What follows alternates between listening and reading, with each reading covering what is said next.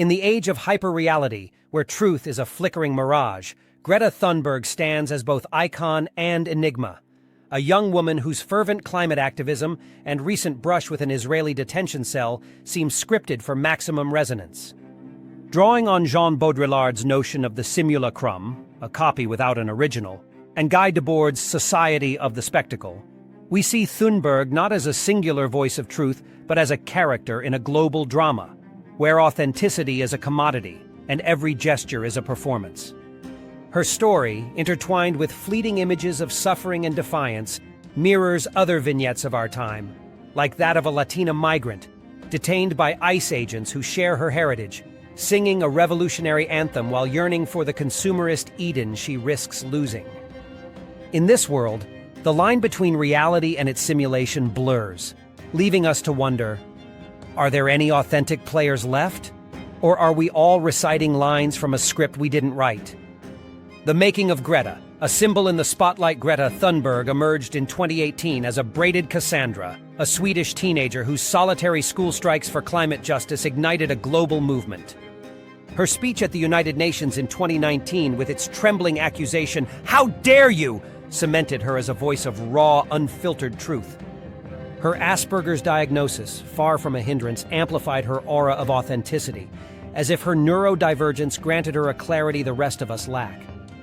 Yet, as Baudrillard might argue, this very authenticity is suspect in a world where sincerity is packaged for consumption. Thunberg's image, pigtails, piercing gaze, and righteous fury, feels too perfectly cast, a hero tailored to a society craving moral clarity. Her speeches, with their calculated pauses and quivering indignation, are less dialogues than performances designed to stir the heart rather than the mind. This suspicion deepened in October 2025, when Thunberg was detained by Israeli authorities during an attempt to breach the Gaza blockade with the global Sumud flotilla. Reports swirled of harrowing abuses. She was allegedly dragged by her hair, beaten, forced to kiss an Israeli flag, and confined in a cell infested with bedbugs, enduring rashes, hunger, and the indignity of a hard bench. These claims, amplified by activists and echoed across social media, painted her as a martyr in a new cause. Yet Israel dismissed the allegations as brazen lies, and photographs from Ashdod port and Xi'an prison tell a different story. Thunberg, smiling faintly, sitting with fellow activists, her appearance unmarred by the horrors described.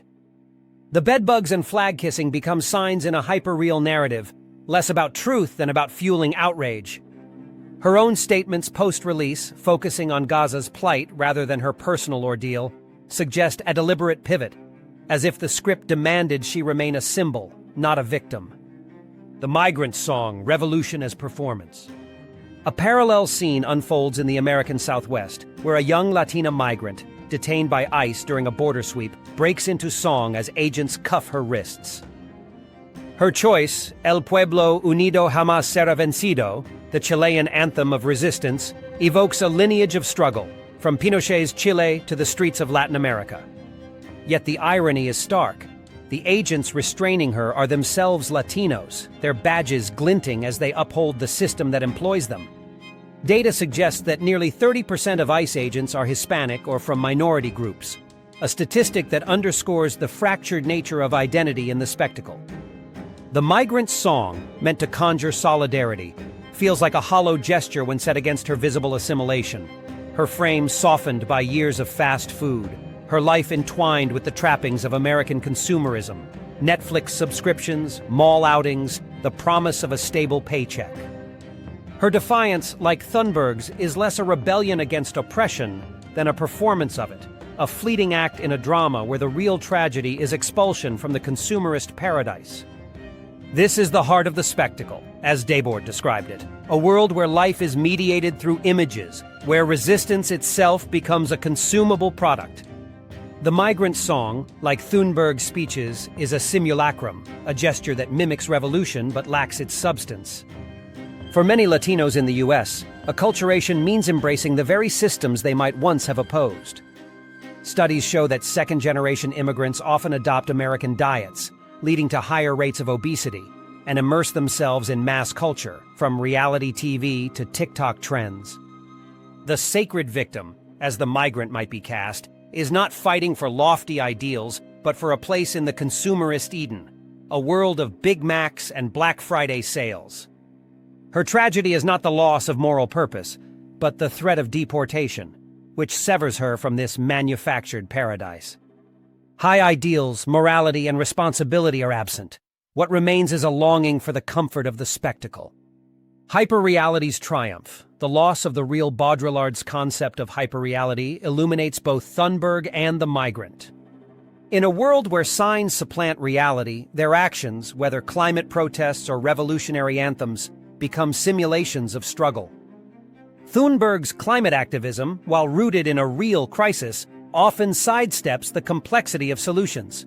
Economic trade-offs, the environmental cost of green technologies like lithium batteries, or the geopolitical realities of global emissions. Her calls to action are emotional, not analytical, serving as fuel for a media machine that thrives on symbols, not substance. Similarly, her torture in an Israeli cell, exaggerated in activist accounts but contradicted by images of her calm demeanor, becomes a sign of victimhood, detached from verifiable truth. The migrant story follows the same pattern.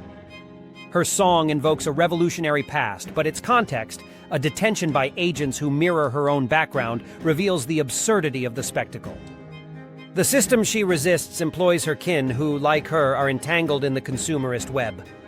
The real struggle against economic inequality, systemic racism, or global inequities is flattened into a performance, where the stakes are not justice, but access to the American dream, defined by consumption rather than conviction.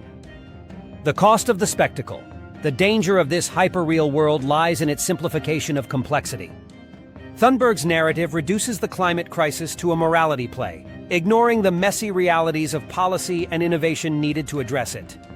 Her Gaza activism, amplified by tales of suffering, shifts focus from the region's humanitarian crisis to her own symbolic martyrdom. Likewise, the migrant song obscures the deeper issues of immigration, border policies, economic desperation, cultural assimilation, in favor of a fleeting, photogenic moment of defiance. Thunberg and the migrant are not alone. They are emblems of a world where, as you noted, everyone is an actor.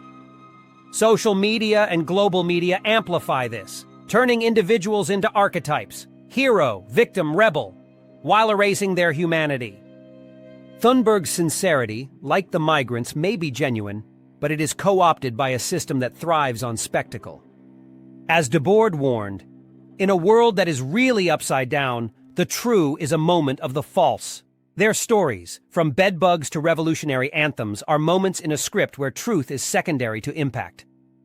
We are all complicit, spectators, actors, and directors in this global theater. Thunberg's pigtails and the migrant song are signs in a hyper-real drama, where the real world, its crises, its nuances, waits off-stage for solutions that no amount of performance can deliver. In the end, the tragedy is not their suffering, real or imagined, but our collective failure to step beyond the curtain and confront the reality we've forgotten how to see.